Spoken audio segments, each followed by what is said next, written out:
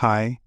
In today's video, we'll discuss how you can get help with your mortgage. Be sure to watch until the end to learn more. If you're struggling to make your mortgage payments, it's crucial to get in touch with your lender immediately.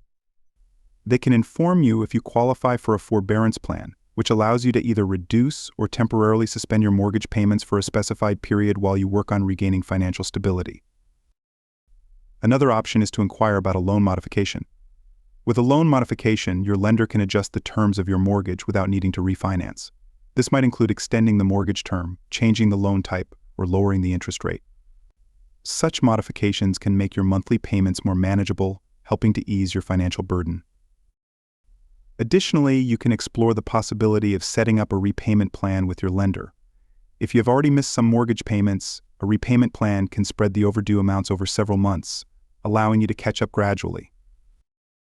By taking these steps, seeking a forbearance plan, considering a loan modification, or arranging a repayment plan, you can find the necessary support to manage your mortgage payments. Thank you for watching, and until next time.